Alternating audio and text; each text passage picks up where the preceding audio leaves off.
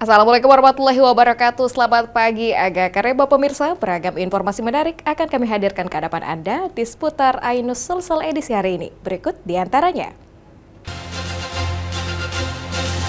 Puluhan rumah di Kabupaten Sidrap rusak akibat diterjang angin puting beliung.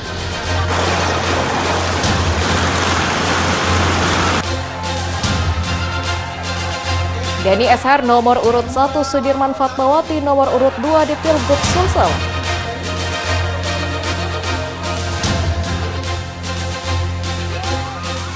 Ular piton sepanjang 7 meter ditangkap petugas damkar bersama warga.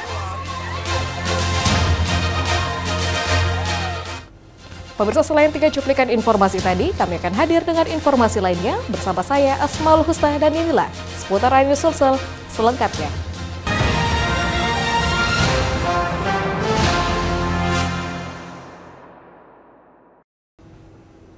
Baik pemirsa, kita awali informasi hari ini dengan informasi puluhan rumah di Kabupaten Sidrap rusak akibat diterjang angin puting beliung. Angin juga merobohkan sejumlah tiang listrik. Tidak ada korban jiwa dalam bencana tersebut. Inilah video amatir warga saat merekam detik-detik munculnya angin puting beliung yang menerjang pemukiman warga di Kabupaten Sidrap. Kejadian ini terjadi pada Minggu sore dan mengakibatkan puluhan rumah warga rusak akibat diterjang angin puting beliung.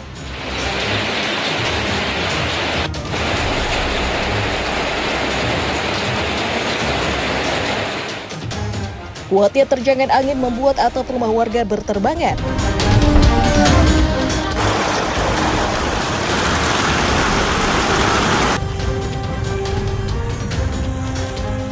Selain rumah warga, angin puting beliung ini juga membuat fasilitas umum seperti tiang listrik di ruas jalan roboh. Kemunculan angin puting beliung ini berawal dari adanya awan hitam dan disertai hujan, lalu muncul dari arah barat menuju ke timur, berputar ke arah utara. Kira-kira ada berapa rumah yang rusak di 3 kecamatan ini? Adapun rumah yang rusak itu adalah 22. Kecamatan apa saja itu kan? Kecamatan Mari Tengah, Watasi Denren dengan Pancarijang. Tidak ada korban jiwa, namun akibat kejadian ini kerugian ditafsirkan mencapai ratusan juta rupiah. Dari Sidrap, Irwin Eka Pratama, Ainus melaporkan.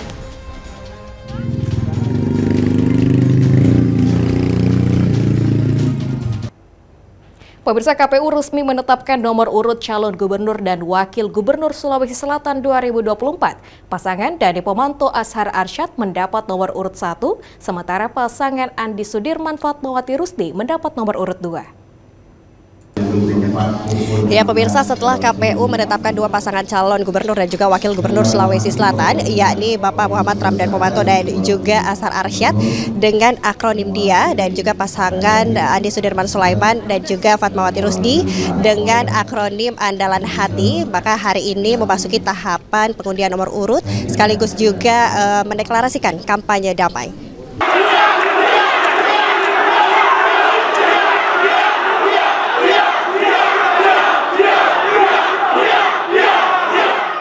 Sebelum mengambil nomor urut, masing-masing cawagup dari kedua kubu mengambil undian tahap pertama untuk menentukan siapa yang lebih dulu untuk mengambil nomor urut calon gubernur dan calon wakil gubernur. Calon wakil gubernur yang mendapat angka terkecil dipersilahkan lebih dahulu mengambil undian nomor urut peserta Pilgub Sulsel. Ashar Arsyad mendapatkan angka 2, sementara Fatmawati memperoleh angka 7. Dhani Pomanto dan Ashar Arsyad lebih dahulu mengambil undian nomor urut.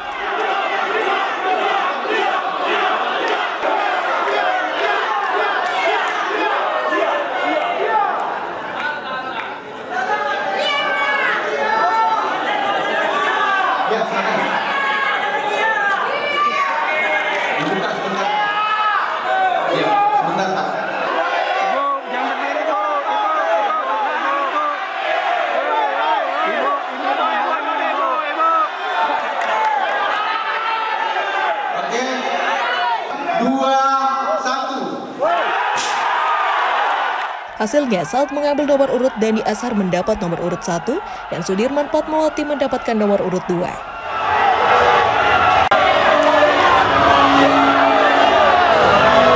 Itu bagi Bapak seperti apa, Pak? Nomor 1 itu tidak ada duanya. Ya. Tenar Ruanda, ya.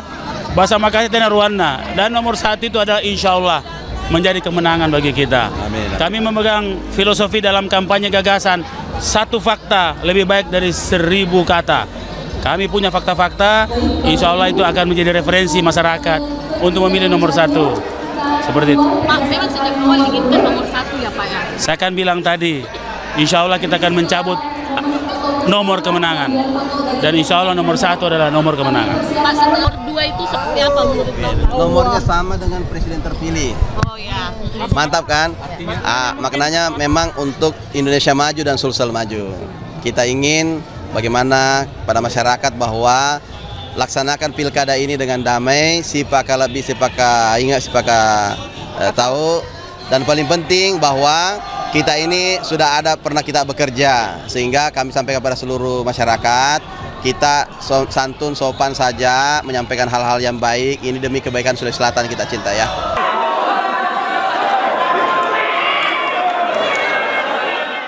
Dari Makassar, Tisna Aulia, Edi Mulyadi, iNews melaporkan.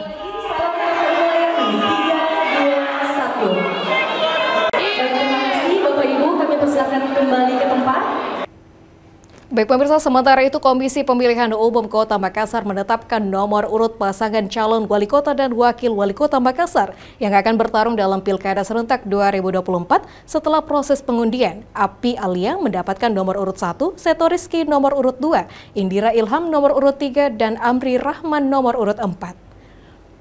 Sementara itu pemirsa, masih di Claro Hotel Makassar di waktu yang berbeda, yakni pukul 14.00 waktu Indonesia Tengah. KPU Kota Makassar juga menggelar rapat pleno terbuka untuk menentukan nomor urut bagi keempat pasangan calon wali kota dan wakil wali kota 2024 yang akan bertarung di kontestasi politik 2024 mendatang. Ada 4 pasangan calon, yakni Indira Yusuf Ismail, Ilham Arif Fauzi, Munafri Arifuddin, Alia Mustika Ilham, Amri Arsyid dan Abdurrahman Bando, dan juga Andi Seto Asapa, Reski Mulfiati Lutfi.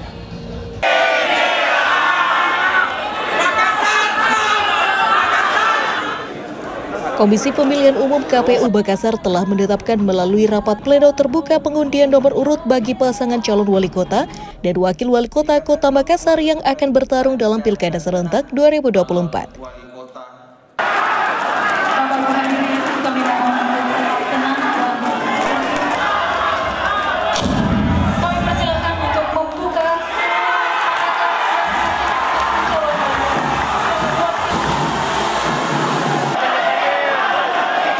Hasilnya, Munafri Arifuddin, Aliyah Mustika Ilham mendapatkan nomor urut 1, Andi Seto Gadista Asapa, Reski Mulfiati Lutfi nomor urut 2, Indira Yusuf Ismail, Ilham Arif Fauzi, Amir Uskara nomor urut 3, dan Amri Rashid Abdurrahman Bando nomor urut 4. Alhamdulillah itu adalah lucky number kami, dan 3 berarti hat-trick 3 kali menang. Insyaallah. Program apa yang mau ditawarkan ke tentunya seperti tagline kita, teruskan kebaikan. Semua program-program yang ada sekarang alhamdulillah tentunya sudah baik. Jadi itu kita teruskan, dan tentunya sesuai kebutuhan ke depan akan ada akan ada program-program unggulan yang tentunya kita sesuaikan dengan kebutuhan masyarakat Kota Makassar. Kita sesama seluruh calon wali kota dan wakil wali kota Makassar harus lebih kompak, harus lebih bersatu untuk membawa Makassar menjadi kota yang juara 1 di Indonesia 5 tahun. Inilah yang bisa kami sampaikan. Kami bersyukur, saya bersama Ibu Reski, kita berharap bahwa mudah-mudahan pemilu kada ini, khususnya di Kota Makassar ini, kita bisa beri kepastian kepada masyarakat.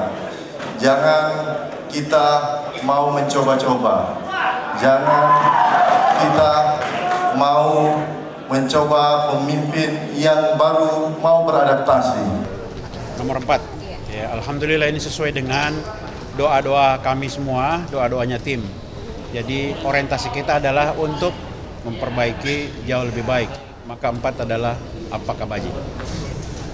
Kira-kira ini adalah angka yang diharapkan sebelumnya? Oh iya? Ya, sangat diharapkan oleh teman-teman semua dan terwujud.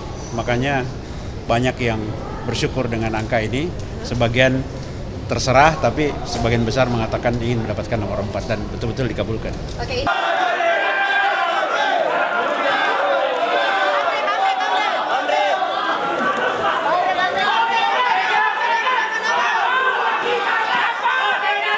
Ya pemirsa, telah kita ikuti bersama rapat pleno terbuka penentuan nomor urut dari calon wali kota dalam kontestasi politik Pilwalkot 2024, di mana telah ditetapkan 4 nomor urut dari keempat pasangan calon. Nomor urut pertama yakni Munafri Arifuddin dan Aliyah Mustika Ilham. Nomor urut 2 Andi Seto Asapa, Reski Mulfiati Lutfi. Nomor urut 3 Indira Yusuf Ismail Ilham Arif Fauzi, dan nomor urut 4 Amri Arsyid Abdul Rahman Bando. Pemirsa, 6.680.807 daftar pemilih tetap ditetapkan oleh Komisi Pemilihan Umum Sulawesi Selatan untuk Pilkada Serentak 2024. Jumlah itu tersebar di 24 kabupaten dan kota. Rapat pleno terbuka dalam penetapan daftar pemilih tetap atau DPT yang digelar secara terbuka oleh Komisi Pemilihan Umum KPU Sulawesi Selatan tersebut berlangsung di salah satu hotel di Jalan Andi Pangeran Petarani, Kota Makassar, Sulawesi Selatan. Dihadiri oleh masing-masing 7 komisioner KPU Sulawesi Selatan. Melalui rapat pleno DPT ini, jumlah DPT Pilkada Serentak di Provinsi Sulawesi Selatan tahun 2024. Untuk pemilihan gubernur dan wakil gubernur Sulawesi Selatan sebanyak 6.680.807 DPT dengan rincian jumlah pemilih laki-laki sebanyak 3.251.511 dan pemilih perempuan sebanyak 3.429.296. Sementara untuk jumlah TPS diketahui sebanyak 14.548 TPS tersebar di 3.059 desa dan kelurahan yang ada di 313 kecamatan. Dari jumlah DPT yang telah ditetapkan KPU Sulawesi Selatan diketahui berkurang dari jumlah daftar pemilih sementara atau DPS yang telah ditetapkan sebelumnya. Namun untuk jumlah TPS bertambah sebanyak 4 TPS, sementara itu di antara 24 kabupaten dan kota di Provinsi Sulawesi Selatan yang juga menggelar pilkada serentak dalam pemilihan bupati dan wakil bupati, hanya 1 kabupaten kota di Provinsi Sulawesi Selatan yang memiliki calon tunggal, yakni Kabupaten Baros. Kemudian ini kan semua sudah masuk sebenarnya, jadi alhamdulillah sudah kita tetapkan nilai jumlahnya 6.680.807. Dari Makassar, Muhammad Nurbone, Ainus melaporkan.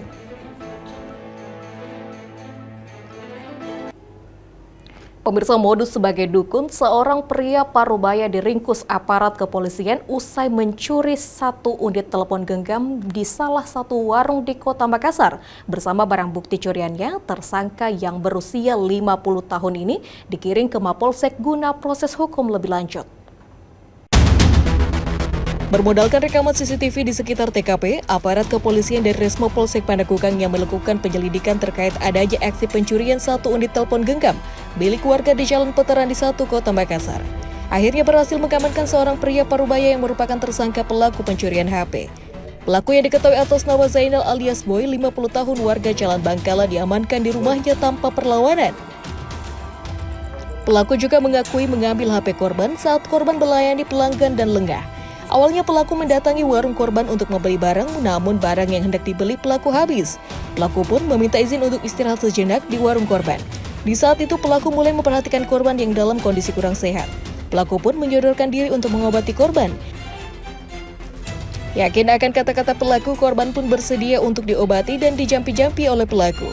Usai mengobati korban, pelaku selanjutnya izin untuk tetap berada di warung korban dan korban pun tak keberatan. Namun saat korban berdiri untuk melayani pembeli, pelaku tiba-tiba hilang tanpa pamit. Korban baru menyadari HP miliknya hilang kurang lebih dari 10 menit setelah pelaku pergi. Korban pun langsung melaporkan kejadian tersebut ke Mapolsek Pandakukang, Kota Makassar. Panit Reskrim Polsek Pandakukang Ibtu Munawir Amri membenarkan pihaknya telah mengamankan pelaku di salah satu rumah di Kecamatan Manggala, Kota Makassar. Yang mana setelah kami melakukan interogasi, pelaku mengakui telah mengambil 1 buah handphone di Kecamatan Balakukang, tepatnya di toko milik korban. Dan akibat perbuatannya pelaku dijerat dengan pasal 362 KUHP dengan ancaman kurungan penjara maksimal 5 tahun lamanya. Dari Kota Makassar, Muhammad Nurbone, Ainus melaporkan. Baik pemirsa, jangan kemana-mana, usai jeda berikut kami akan hadir dengan informasi bocah perempuan berusia 11 tahun diperkosa oleh 2 remaja, selengkapnya di seputar Ainus Sulsel.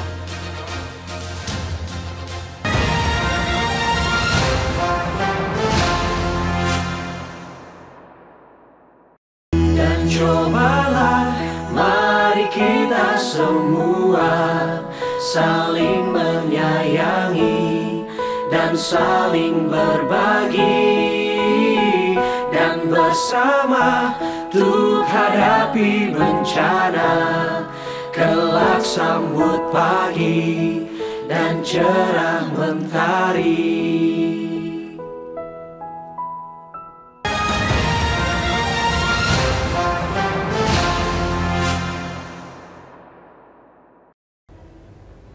Baik pemirsa, terima kasih masih bersama kami. Pemirsa, seorang bocah perempuan berusia 11 tahun diperkosa oleh 2 remaja yang tak lain adalah teman paman korban di sebuah hutan Tompo Bulu, Kabupaten Maros. Mirisnya, 1 dari 2 pelaku ini masih di bawah umur. Mereka ditangkap setelah ibu korban melapor ke polisi.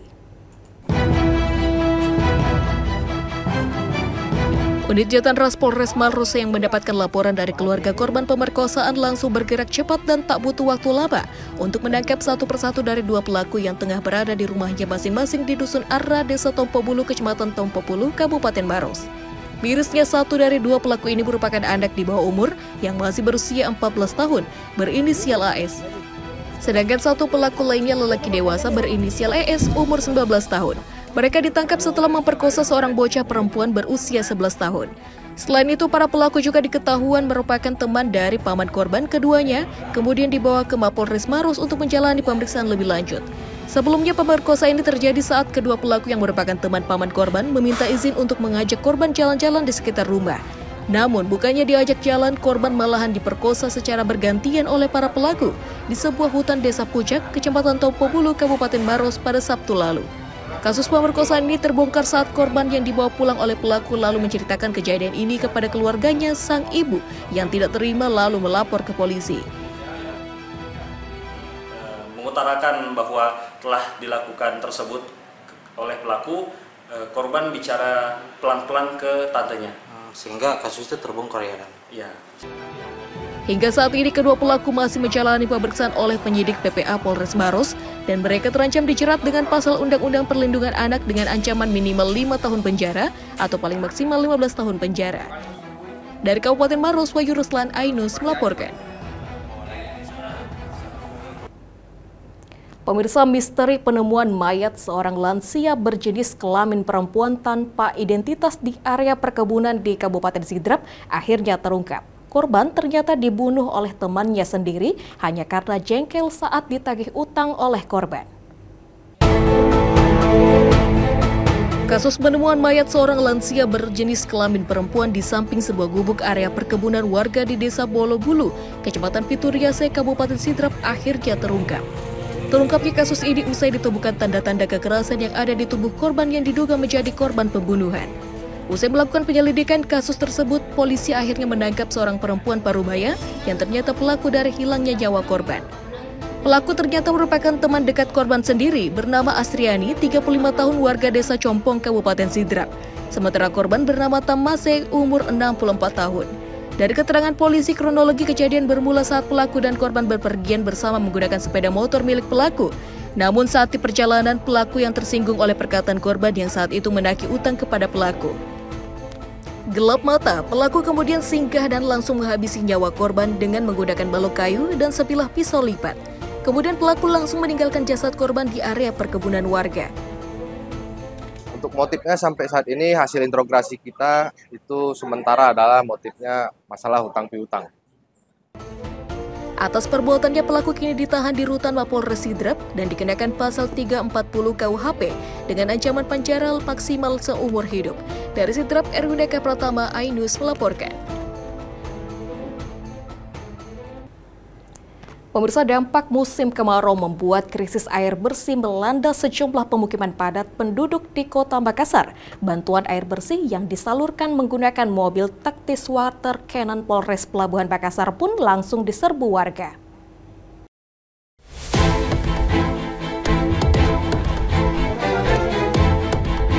Kedatangan mobil taktis water cannon Polres Pelabuhan Makassar langsung diserbu warga sekitar Jalan Sabutung Baru, Kelurahan Campa Barua, Kecamatan Ujung Tanda, Kota Makassar, Sulawesi Selatan. Kendaraan taktis berkapasitas 6.500 liter ini membawa bantuan air bersih untuk warga pemukiman padat penduduk yang sudah berbulan-bulan mengalami krisis air bersih. Antrian jerigen warga pun mengulur panjang dalam pendistribusian air bersih secara rutin ini. Sudah 10.000 liter lebih air bersih telah disalurkan Polres Pelabuhan Makassar. Air bersih ini akan digunakan warga untuk keperluan rumah tangga seperti memasak, mandi, hingga mencuci. Imbas musim kemarau membuat krisis air bersih melanda sejumlah pemukiman padat penduduk di wilayah bagian utara Kota Makassar, Sulawesi Selatan, seperti di Kecamatan Ujung Tanah, Wajo, dan Talo. Akibatnya, warga rela mencari sumber air bersih bahkan dibeli dengan harga 1.000 setiap sejerigennya. Setiap tahun ya, Bu? Setiap tahun, Pak, begini air. Kalau tidak ada hujan itu lagi hujan, tidak mengalir air, Pak. Jadi biasanya kalau tidak ada bantuan air begini di mana ambil, Bu? Biasa keluar kita di mana tidak ada air mengalir, ke Barukang, tengah malam, jam 2 malam sampai jam 3 sampai sini. Itu dibeli ya, Bu? Iya dibeli, Pak, 1.000 satu cermin. Jadi total hari ini ada 10.000 liter air bersih yang didistribusikan kepada masyarakat setempat di Kecamatan Ujung Tanah. Krisis air bersih ini terjadi lantaran distribusi air bersih dari Perumda Air Minum Makassar sudah tidak mengalir karena sumber air baku sudah menurun akibat kemarau. Dari Makassar, Leo Muhammad Nur Ainus melaporkan.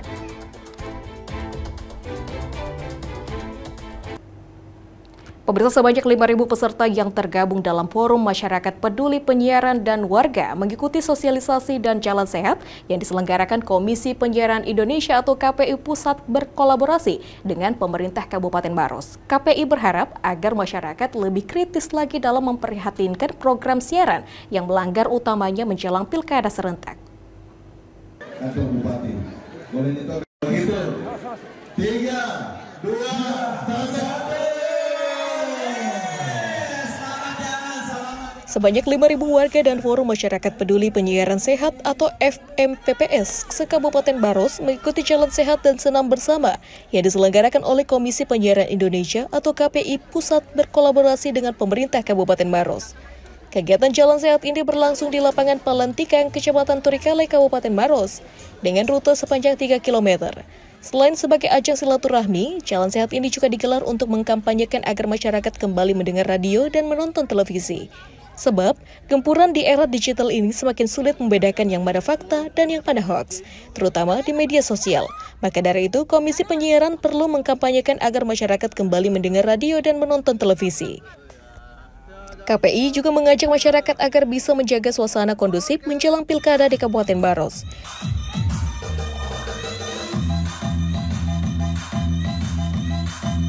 Hari ini itu adalah bagian dari sosialisasi, berkumpul, bersilaturahmi, dan atas inisiatif juga dari Komisi Penyiaran Indonesia Pusat dan Komisi Penyiaran Indonesia Daerah. Diharapkan melalui kegiatan ini, KPI bersama pemerintah dapat mengedukasi masyarakat untuk bisa melihat dan menyaring informasi yang positif di masyarakat dan menghindari berita yang bersifat hoax.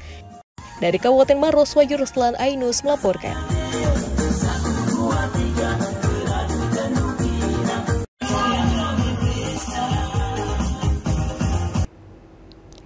Pemirsa, ular piton sepanjang 7 meter ditangkap petugas pemadam kebakaran bersama warga di Kota Parepare. Ular raksasa nyaris menerkam seorang nelayan yang melintas. Warga di Kecamatan Bacukiki Barat, Kota Parepare dihebohkan dengan kemunculan ular piton sepanjang 7 meter. Ular piton raksasa ini hampir saja menerkam seorang nelayan yang melintas. Karena meresahkan, warga pun langsung menghubungi petugas damkar untuk mengevakuasi ular piton ini. Saat hendak ditangkap, ular sempat kabur dan membuat warga yang menonton kocar-kacir. Proses evakuasi pun berlangsung dramatis. Tubuh ular yang besar membuat petugas dan warga sempat dibuat kewalahan menangkap ular. Usai ditangkap, mulut ular langsung ditutup dengan lakban agar tidak membahayakan petugas. Ada saya olor. Bahagia kesulitan Pak ya. sempat lari ya? Sempat lari, karena waktunya di tangkap pertama tadi itu sempat lepas itu anunya, penangkap ularnya. Sempat lari mau sebutan itu lagi diburu lagi itu Mas Nongkut. Setelah berhasil dievakuasi, ular langsung dibawa ke kantor dinas pemadam kebakaran untuk selanjutnya dilepas ke hutan dan jauh dari pemukiman warga. Dari Parepare, Erwin Eka Pratama, iNews melaporkan.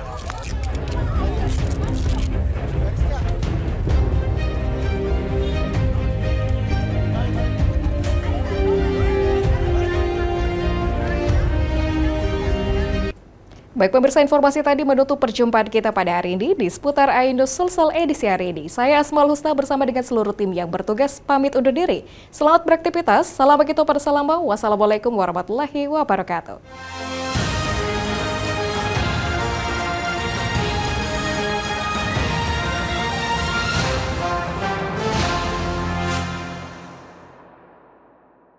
Dan cobalah, mari kita semua saling menyayangi dan saling berbagi, dan bersama untuk hadapi bencana, kelak sambut pagi dan cerah mentari.